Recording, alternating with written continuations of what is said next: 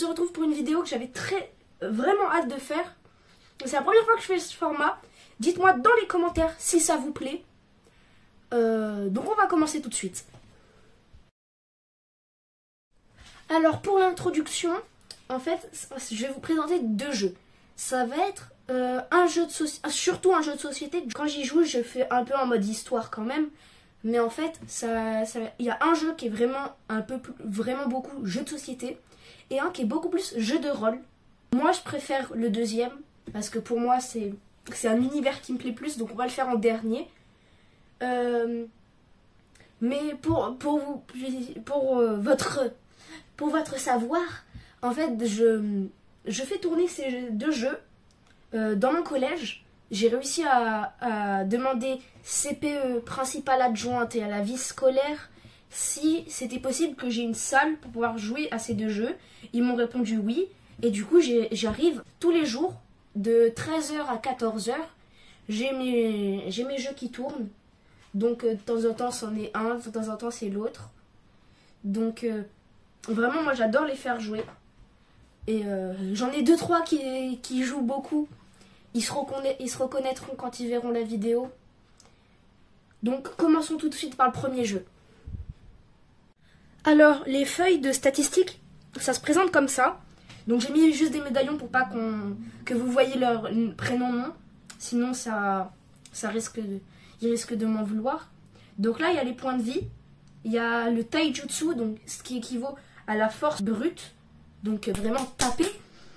Puis après, il y a le ninjutsu. En fait, le ninjutsu, ça permet d'avoir d'apprendre de nouvelles techniques. Et en plus, ça rajoute un peu de dégâts aux attaques techniques. Après, il y a le genjutsu. Alors, je sais que c'est pas tout à fait comme Naruto. Donc oui, c'est un jeu Naruto, hein, comme vous avez bien pu le comprendre. Ça représente pas tout à fait le Naruto. C'est vraiment fait pour que ce soit facile. Donc le genjutsu, normalement, c'est des illusions. Mais j'ai fait à moitié illusion, mais surtout c'est les techniques familiales un peu. Enfin, c'est surtout les techniques Uchiwa. Parce qu'en fait, là vous voyez, il y a les familles. Donc eux, c'est mes 2 plus gros joueurs. Hein. Donc comme vous pouvez le voir. Donc là, il y a les familles. Et en fait, il y a les descendants d'Okage, il y a les Hyuga, il y a les Uzumaki, il y a les Uzumaki et il y a les Uchiwa. Ça leur apporte certains bonus. Comme par exemple Uzumaki, ça permet d'avoir... Donc c'est des clans, hein, les familles.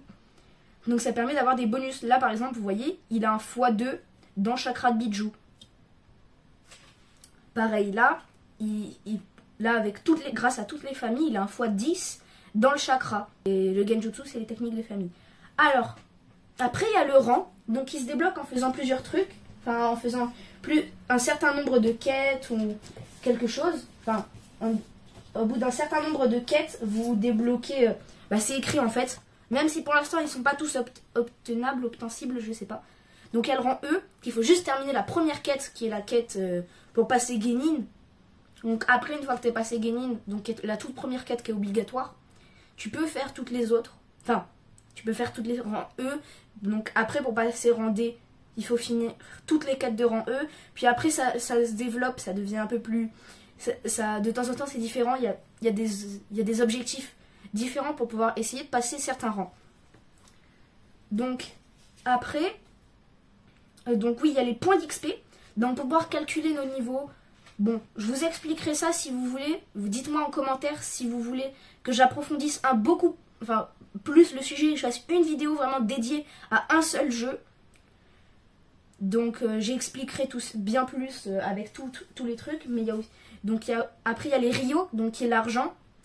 Il y a les points, donc les points qui permettent d'augmenter ses caractéristiques. Donc ce qui va permettre de s'améliorer quoi. Et aussi on peut avoir des éléments avec un certain nombre de points. Et il y a le niveau. Bon, les niveaux qu'ils ont, ils sont délirants, vraiment. Mais bon. Alors, donc on va ranger tout ça. Ah non, attendez. Là, comme vous pouvez le voir, il y a le derrière des feuilles. Et le derrière des feuilles, ça sert à noter toutes les techniques. Il y a énormément de techniques. Alors que je suis à peine, je crois, au rang C ou au rang B au niveau des techniques. Donc vraiment, il va y en avoir énormément. Ça laisse une possibilité énorme de gameplay. Donc on va commencer par les armes. Je fais quand même du moins intéressant au plus intéressant. Donc les armes. Donc voilà, c'est grâce au magasin. Vous pouvez, là le magasin, vous pouvez acheter certaines armes. Et en fait, ça va vous permettre d'avoir... là, on a les stats des armes en fait. Et en plus, sachez que à chaque fois, ça se calcule le taijutsu pour les armes, plus les dégâts de l'arme. Je préfère prévenir au cas où. Donc là, il y a les stats. Alors, les armes qui sont assez haut niveau ont des techniques. Donc en fait, genre une fois que tu as maîtrisé ton arme et que tu as un certain niveau là, par exemple, c'est ninjutsu. Donc une fois que tu as un certain niveau en ninjutsu, ça te permet d'obtenir une technique. Sachez que quand vous voulez apprendre une technique, vous ne perdez pas vos points. Ça serait un peu triste. Donc là, il y a le magasin. Donc là, il y a l'épicerie. Bon, qu'il faut vraiment que j'augmente. Mais parce qu'en fait, là, on peut acheter du savon qui sert à faire une technique, enfin 2 techniques que j'ai créées. Que j'ai vraiment créées. Parce qu'en fait, j'ai vu un jour qu'on pouvait faire l'équivalent de Rasengan, mais avec des bulles de savon. Donc c'était rigolo. Du coup, j'ai voulu incorporer ça dans mon jeu. Donc, on peut acheter aussi à manger, ce qui va permettre de se régénérer en combat. Tant qu'il n'y a pas encore de technique de ninjutsu médical. Donc là, il y a les armes. Il y a l'armurerie de Konoha. Oui, donc vous êtes forcément dans Konoha. Il y a les kunai, il y a les shurikens, il y a les katanas. Bon, il y a les parchemins explosifs même. Donc là maintenant il y a le changeur génétique. Alors c'est un truc que j'ai fait, je sais pas si ça existe, mais en fait c'est l'équivalent pour que les joueurs ils puissent, par exemple, parce qu'en fait au début tu dois tirer 2D6 qui font que ça dépend de ton jet, tu vas avoir certaines familles parce qu'un chiffre équivaut à une famille. Donc en fait là plus tard, ça coûte cher, mais c'est fait exprès. C'est fait que pour bien plus tard, tu puisses changer de famille. Mais tu peux toutes les avoir normalement. Donc après, là, il y a l'animal ninja. Pour l'instant, il n'y a qu'un animal ninja. Je trouvais ça rigolo parce que... Et en fait, du coup, il y a qu'un animal, mais c'est pas très grave parce que... Mais en fait, c'est un compagnon qui va venir se battre avec toi. Donc tu le joues comme si c'était toi, mais avec des stats différentes. Donc là, par exemple, il n'y a qu'une seule technique, le multiclonage du rang E. Donc en fait, ta mouche, là, elle va pouvoir faire multiclonage. Et hop, elle se dédouble. Après, un truc assez intéressant quand même, les bijou. Donc pour ceux qui ne sachent pas ce que c'est un bijou c'est des démons en fait, tout simplement. Mais c'est des démons de chakra. Donc là, en fait, là il y a les règles des bijou. Et là, en fait, il y a les stats pour les combattre, parce que c'est un combat, en fait, qu'il faut faire. Plus de l'XP, si tu y arrives. Et en fait, à la fin, tu vas pouvoir faire un jet de capture. Enfin, pas de capture, mais un jet pour savoir si tu es apte pour le faire. Et pour pouvoir le capturer, il faut que tu aies l'élément avec. Enfin, l'avoir en soi. Il faut avoir les moyens pour pouvoir le capturer. Il faut être assez lié de base à son élément. Puis après, il faut faire un jet de chance, en fait. Donc, il y en a plusieurs. Là, après, il y a les attaques que tu as quand tu le captures, quand tu deviens, toi, un porteur de démon. Voilà, donc là, il y en a plein. Ça va jusqu'au 4e.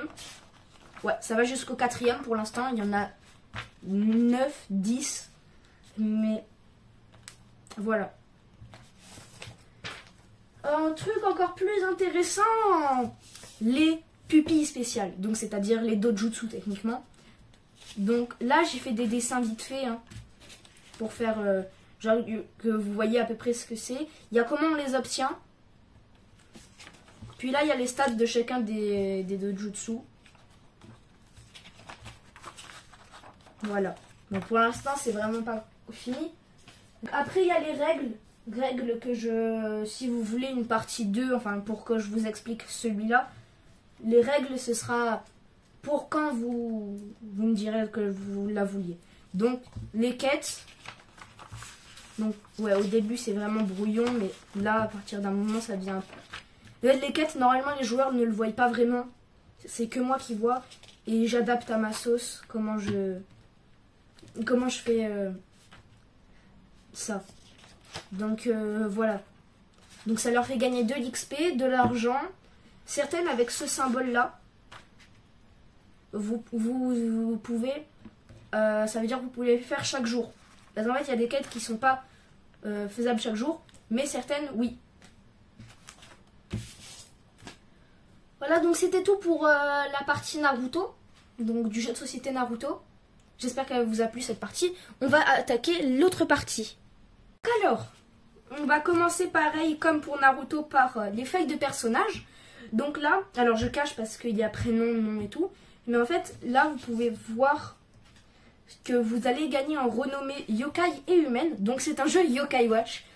Donc en fait c'est un peu une histoire à la Yokai Watch, mais je remasterise un peu comme je veux. En gros, vous allez choisir des tribus de prédilection qui sont là. Et ces tribus vont pouvoir vous donner des bonus.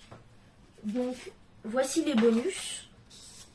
Alors pour l'instant ils sont pas tous bien faits. Par exemple là, surtout eux. Ils sont pas... Non, eux ils sont bons, mais eux ils sont pas encore bons. Il va falloir que je change et tout parce que j'ai remarqué qu'il y avait un problème. Donc vous allez avoir des tribus de prédilection et au début vous en allez avoir une malus. Vous allez gagner de l'argent qui sont là. Des points de magie. Donc en fait les points de magie ça va vous permettre de faire tout ce qui est âme ultime, technique. Vous allez le voir dans tous les cas.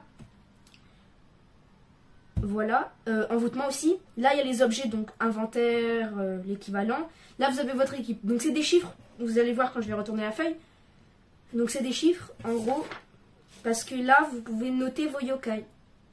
Le nom, et comme ça vous n'êtes pas obligé de renoter tout le prénom. Donc là vous avez juste à regarder le chiffre. Et ben ça veut dire que vous avez le yokai. Enfin que vous l'avez. S'il y a une croix à côté par contre ça veut dire que vous l'avez sûrement utilisé pour quelque chose et que vous ne pouvez plus l'invoquer. Vous avez toujours la médaille mais vous ne pouvez plus l'invoquer. Là il y a le rang, pareil, donc ça c'est un peu comme dans Naruto sauf qu'il n'y a pas les 3 petits points. Il n'y a pas les 3 petits points. Donc là il y a des statistiques, il y a vigilance, il y a invocation, confrontation, négociation et amitié. Et ces stats vont vous permettre de faire certains trucs. Par exemple, vigilance, ça va vous permettre de trouver plus facilement des yokai. Invocation, ça va vous permettre d'invoquer des yokai hors combat. Confrontation, ça va être pour pouvoir tabasser tout de suite. Et négociation, ça va pouvoir, c'est pour éviter le combat. Et amitié, c'est pour essayer de devenir son pote. Voilà. Et les feuilles sont moins complexes, je trouve. Alors en gros il y a quand même une histoire. Donc pour l'instant il y a tout ça d'histoire. Je vous montre pas tout parce que sinon ce sera sur mystère. Vous allez pouvoir avoir des PNJ sur la map. Donc je vais vous montrer la map tout de suite. Donc j'ai dessiné la map comme dans Yokai Watch moi-même. Donc ça fait que... pour l'instant elle est très grande la map. Je vous la mets de côté parce que sinon vous avez déjà les hauts de Grandval, donc qui est ça. Donc là il y a des petits PNJ, des petits personnages non jouables, des petits dialogues. Quand ils sont bleus c'est juste des dialogues. Quand ils sont verts ça veut dire que c'est des marchands. Quand ils sont violets ça veut dire que c'est des yokai. Mais ça veut dire que tu les vois donc ça veut dire qu'ils veulent être vus à peu près. Là, il y a des petits coffres violets et des coffres jaunes. Les coffres violets, on peut les prendre tous les jours. Chaque jour, une fois par jour. Et le jaune, enfin c'est doré en fait, vous pouvez le prendre qu'une seule fois dans toute votre vie. Mais par contre, la récompense est bien supérieure. Donc après, derrière la map, vous avez donc tout ce qui est les passages un peu... Enfin, pas forcément secrets, mais tout ce qui est rentré dans des salles et tout. Donc là, il y a surtout des ruelles. 1, 2 et 3, là c'est des ruelles. Là... c'est le tout pour tout, donc là c'est un autre marchand. Il y a toujours des petits PNJ. Là c'est la maison de Nathan, enfin c'est la maison de base. Et là, c'est la maison de Cathy, donc de la fille. Donc il y a le garçon, il y a la fille. Il y a aussi la boulangerie, donc troisième marchand. Après, il y a une deuxième partie de la map. Donc c'est le Mont Sylvestre qui est pas du tout fini. Il va jusqu'au Bingokai, c'est tout. Il va jusqu'à l'arbre sacré qui est là. Donc ça fait quand même ça. Après, donc là il y a les dialogues. Là en fait, pour moi c'est une feuille que les joueurs n'ont pas le droit de voir. Sauf quand c'est pour les marchands. Mais les joueurs n'ont pas le droit de voir cette feuille car il y a tous les dialogues de PNJ. Après là il y a les zones. Les joueurs aussi n'ont pas trop le droit de voir ça. Car en fait ça dit tous les yokai où ils sont. Ça dit où ils sont. Ça dit le contenu des coffres. Ça dit comment avoir les yokai. Là, il y a le Bingokai. Pareil, ça c'est encore un truc pour moi. Les joueurs n'ont pas le droit de voir ça. Parce que c'est le contenu du Bingokai et certaines pièces, qu'est-ce qu'elles font. Après, il y a les stats de la nourriture. Ça, par contre, les joueurs ont le droit de voir. En gros, ça va permettre... Donc là, quand il y a un cœur brisé, ça veut dire que le yokai déteste ça. Quand il y a un cœur, ça veut dire qu'il adore ça. Et quand il n'y a rien, ça veut dire qu'il aime ça, mais sans plus. Donc ça donne beaucoup plus quand il y a un cœur que quand il n'y a pas de cœur. Par exemple, là, il y a les riz, il y a le pain, il y a plein d'autres trucs. Par exemple, là, il y a les chips et tout. Des trucs comme ça. Il y a des spécialités chinoises, donc tout ce qui est ramen. Attends. Non, les ramen. Normalement, les ramen c'est chinois, mais les ramen. Ouais, il y a une catégorie spéciale pour les ramen. Mais bon. Là, il y a les chocolats. Non, en fait, certains yokai préfèrent certaines nourritures.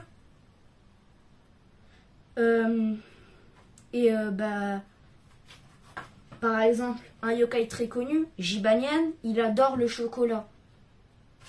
Donc, on peut lui donner du chocolat. Et il va beaucoup plus t'aimer. Et du coup, il va pouvoir gagner plus de PV en mangeant. Après, nous avons le médaillum des yokai. Les joueurs n'ont pas le droit... Enfin, les joueurs ont le droit de voir. Mais les feuilles, là où c'est caché, ils n'ont pas le droit de voir. Car ça veut dire que c'est tout ce qui est leur nourriture préférée et ce qu'ils n'aiment pas. Par contre, ils ont le droit de voir leurs stats. Donc il y a les rangs E, il y a des yokai de rang D, il y a même un yokai de rang B, je crois. Ouais. Vous avez pu le voir, ils ont des stats. Attendez, je vous remontre. Donc par exemple, là, Malmidal, il a ses éléments, il a les éléments là il a son type, donc ce que lui il fait, donc ce dont il n'est pas faible. Et là par contre il a ce dont il est faible, c'est-à-dire la foudre. Et là il y a sa tribu, là il y a ses PV, là il y a sa vitesse. Donc ouais, la vitesse ça permet de savoir en combat qui est combat en premier. Il y a l'attaque, donc là il y a ses attaques de base, donc pour pouvoir qu'il puisse taper. Là il y a son talent. Là, il y a ses techniques. Donc là, les techniques, par exemple, cette technique coûte 2 PM. Et il faut faire 3 sur 6, donc 3 sur un D6 ou plus, pour pouvoir la réussir. Donc ça se joue comme ça se joue au D6, et ça se joue au D20 pour tout ce qui est jet d'amitié, négociation, confrontation, invocation et vigilance. Donc il y a les envoûtements, pareil, 2 PM. Et là, il y a les âmes ultimes. Donc ça veut dire que les âmes ultimes coûtent forcément 4 PM. 4 PM.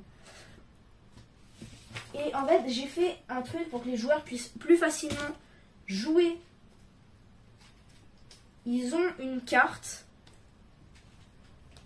En fait, j'ai fait des cartes. C'est assez dur à lire.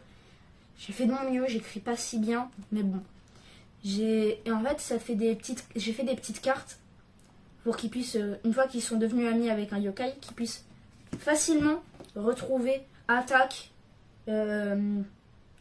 l'attaque, les PV du yokai, sa vitesse, ses âmes ultimes, pour qu'il puisse facilement le jouer. Donc en fait, quand il y a un combat, il met ses 3 cartes devant. Par exemple, on va dire ça.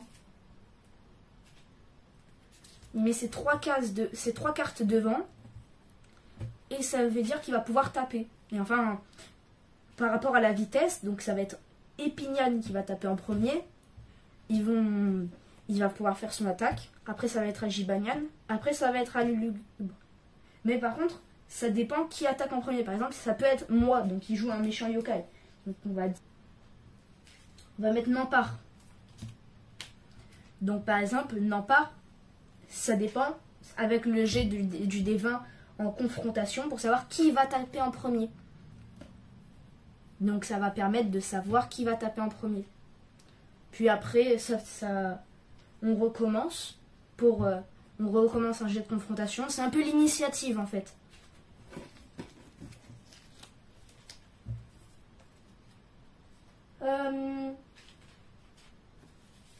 Je crois qu'on a fait le tour.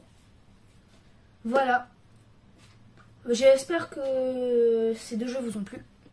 Dites-moi lequel est votre préféré. Bon, donc les amis, j'espère que cette vidéo vous aura plu. N'oubliez pas, bombardez de pouces bleus, abonnez-vous quand même pour me soutenir. J'ai fait quand même 2 jeux incroyables, non? Non. Mais plus sérieusement, j'espère vraiment que mes explications n'ont pas été trop dures à suivre. Et si vous voulez que j'approfondisse beaucoup plus un des 2 jeux, dites-le moi en commentaire. Et celui qui reviendra le plus, je ferai sûrement une partie 2 pour pouvoir mieux l'expliquer. Donc voilà, j'espère que cette vidéo vous aura plu. Et c'est ciao les gens. Salut!